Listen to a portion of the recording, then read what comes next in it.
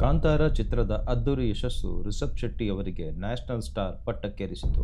ನಂತರ ತೆಲುಗಿನ ಸೀಕ್ವೆಲ್ ಸಿನಿಮಾವಾದ ಜೈ ಹನುಮಾನ್ ಚಿತ್ರದಲ್ಲಿ ನಟಿಸುತ್ತಿರುವ ಪೋಸ್ಟರ್ ಸ್ವತಃ ರಿಷಬ್ ಶೆಟ್ಟಿ ಅವರೇ ಹಂಚಿಕೊಂಡಿದ್ದರು.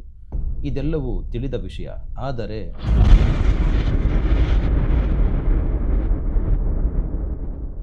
ಈಗ ಜೈ ಹನುಮಾನ್ ಚಿತ್ರದ ಪೋಸ್ಟರ್ ಮೇಲೆಯೇ ಪ್ರಕರಣ ದಾಖಲಾಗಿದ್ದು, ಹೈಕೋರ್ಟ್ ಅಡ್ವೊಕೇಟ್ ಮಮ್ಮಿದಾಲ್ ತಿರುಮಲ್ ರಾವ್ ಎಂಬುವರು ನಟರಾದ ರಿಷಬ್ ಶೆಟ್ಟಿ ಮತ್ತು ಚಿತ್ರದ ನಿರ್ಮಾಪಕರು ಹಾಗೂ ನಿರ್ದೇಶಕರ ಮೇಲೆ ಕೇಸ್ ಹೂಡಿದ್ದಾರೆ.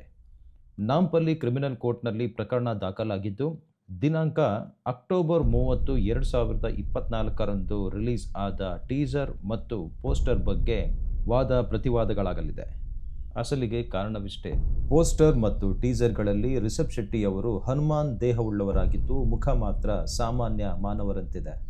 ಇದು ಧಾರ್ಮಿಕ ಮನೋಭಾವನೆಗಳಿಗೆ ಧಕ್ಕೆಯಾಗುವುದೆಂದು ಮತ್ತು ಸಿನಿಮಾ ವ್ಯಾಪಾರದ ದೃಷ್ಟಿಯಿಂದ ಹನುಮಾನ್ ರೂಪವನ್ನು ನಾವು ಬದಲಿಸುವುದು ಮುಂದಿನ ಪೀಳಿಗೆಗೆ ತಪ್ಪು ಸಂದೇಶವನ್ನು ರವಾನಿಸಿದಂತೆ ಆಗುತ್ತದೆ ಎಂದು ಹೇಳಲಾಗುತ್ತಿದೆ.